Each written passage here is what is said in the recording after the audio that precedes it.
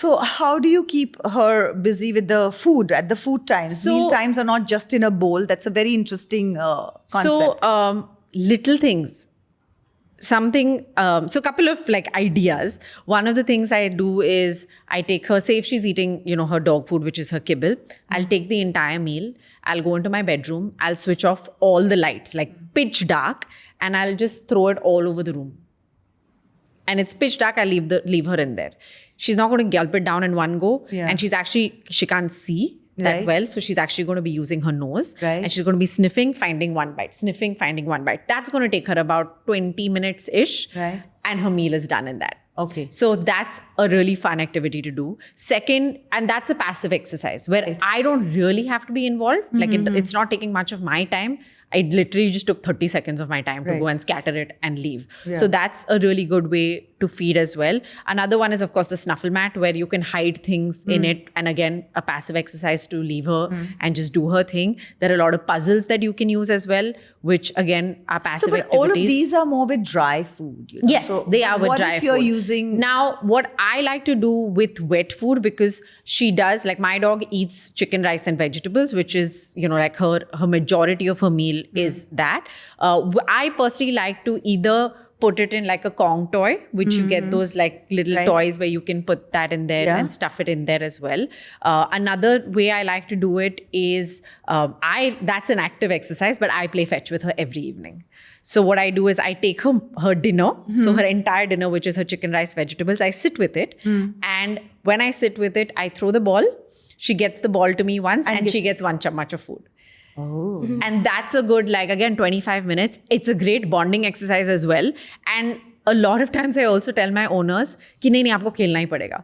Because for them, it's like, अरे उसको खाना खिलाना है. But my ulterior motive is also कि time तो spend करेंगे. Right. They'll get that quality time without your phone, without your Right, TV, right. just spending time with your dog, which is That sounds so very important. difficult.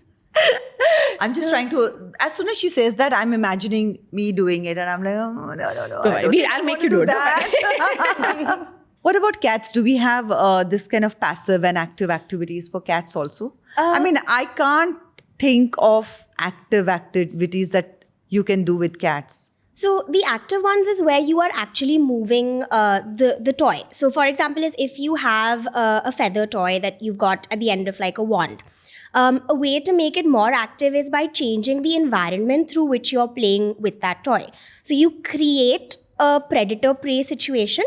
So one of the easiest and cheapest ways to do it is to take like a cardboard box and cut like multiple holes that are like around this size. And then you have the toy that goes and hides in the holes, hides behind the thing. So one of the most common mistakes I see with cat parents, even if you've had 20 cats in your whole life, you will still see this mistake that when the cat's playing, you take the toy and you dangle it in front of their face. You say, come on, play with it. And then the cat's smacking the toy and then they're like, all That's right, done. that's done. Huh. No, they're not done. Okay. So what happens is you've literally got to recreate that predator situation. So if you see that bird, would the bird fly in front of the cat's face and No, say, catch me? obviously, yeah. Exactly.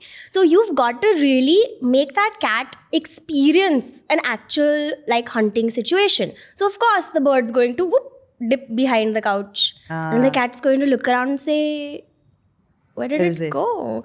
And then like kind of follow that like routine of that stalk and hunt and catch and play. So that would be a more active way to do it. Okay. And I tell my clients this, I say, every time your cat catches the bird, you owe me 500 rupees. So that's a great way to go about it. So make sure he doesn't catch that bird. Right. And a more like passive way would be to encourage like solo playtime. Or you can also use snuffle mats and puzzles for cats So as like well. with food in it? Yes. Oh, how do they do that? You will have like an adult cat who's like 4 or 5 years who's never seen a puzzle in their life. But on a survival scale, the cat still needs to figure out where the food is. Right. Where's the mouse? Yeah. Where's the nest of birds? Right. What's going on? So that skill is still a very like important aspect of that survival. Right. And we don't really do it because the So cats are they don't the wanna do same it. puzzles or are there different puzzles for cats? Similar, so you've got to make it a little bit more cat friendly for the size. So, for example, is that type of toy, the blue one there, perhaps the white thing would be too heavy to move. Okay. So then what you do is you take a crumpled up piece of paper and put it on top instead. So it's Okay. lighter. Right, So then, right. yeah, so then the cat smacks it off and like scoops out the piece of food from it and so on and so forth. Right. Okay. That's interesting. Yeah. You do like a mini version. Yeah, but there's a lot of reverse training going New on. business idea.